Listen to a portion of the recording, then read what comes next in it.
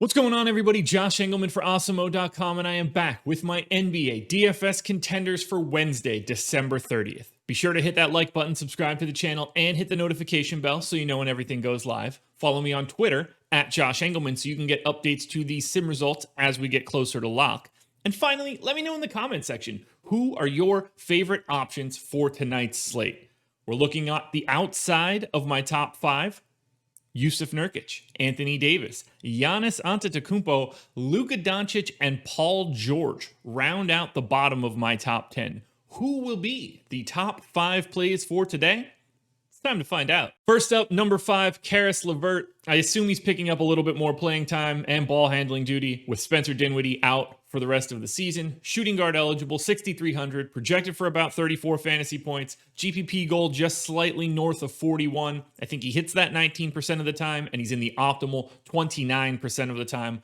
I'm giving him 30 minutes, 29% usage. That's 18, 5, and 4 as a baseline projection. He's usually like a 1.1 fantasy point per minute guy. That's exactly where I have him here.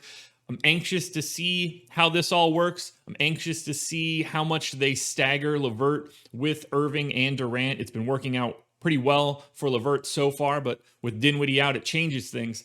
But at 6,300, his role has just increased. His playing time has increased. This price is going to go up. You're going to want to grab Caris LeVert now. Next up, number 4, Jayson Tatum. So we're going to Boston. Power forward eligibility, 9,200, projected for 44 fantasy points. GPP goal, 56. Now, he's not going to hit that goal all that frequently, only 9% of the time. But when you get into the high fantasy point projection guys, you don't need to hit that goal as often. He still shows up in the optimal lineup 29% of the time. Giving him 35 minutes, north of 30% usage rate. That's a 26-7 baseline game. 1.15 fantasy point per minute is what his normal baseline is. I think this is a slightly better spot just from a defensive matchup, from a pace standpoint. All signs point to this being a good spot for Jayson Tatum.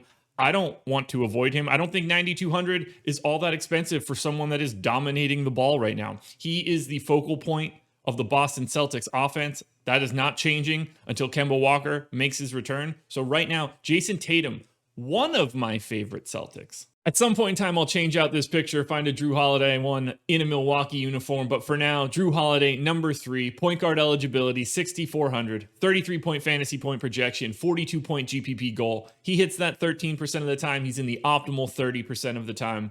I'm giving him 33 minutes, 22% usage. Just a pretty standard 17, 5, and 4 baseline projection. Used to be a 1.1 fantasy point per minute guy. I'm actually projecting him a little bit lower than that, basically 1/10 of a point below his normal rate. So we'll call him a 1 fantasy point per minute guy for this game. Tough spot against Miami, but we watched them shoot the lights out last night. Maybe they can do it again.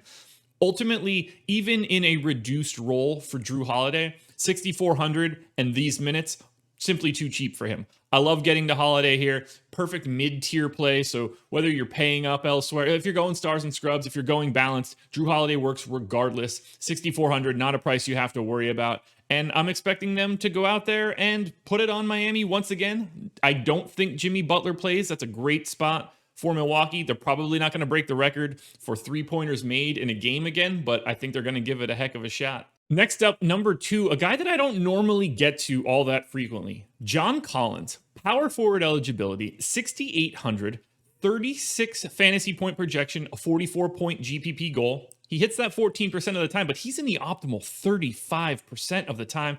Taking on Brooklyn, this is going to be a monster pace matchup. Brooklyn is running like crazy. Atlanta runs like crazy. He's just simply way too cheap. I'm giving him 31 minutes. It wouldn't surprise me if he played a little bit more if this game stays close. Usage is 22%. Keep in mind, I'm going to assume that Danilo Gallinari does not play. It will mute John Collins a little bit if he ends up in the lineup. Just a little bit more usage that would come away from Collins. But 19 and 9 as a baseline projection. If you can get a steal or a block or maybe a couple blocks, that would be great. John Collins is not a $6,800 offensive player in the NBA. We're not talking about plus minus. We're not talking about defense here.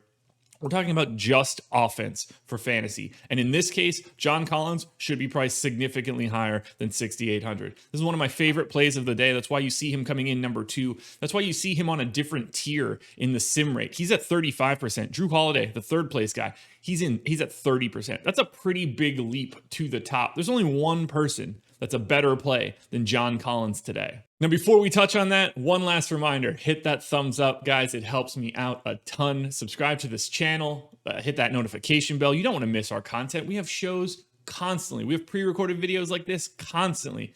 You don't want to miss it, so hit that notification bell and follow me on Twitter at Josh Engleman. That is where I will post updates to my sims throughout the day. Now, it's time for my number 1 contender of the day. And that would be Tyler Herro, small forward eligibility, $4,500. I'm assuming Jimmy Butler is out. I'm giving Herro 33 minutes. I project him for 30 fantasy points. His goal at that price tag, 32.5. He hits that 37% of the time, and he's in the optimal, a staggering 42% of the time, 23% usage, 18, 4.5, and 3.5 as the baseline projection.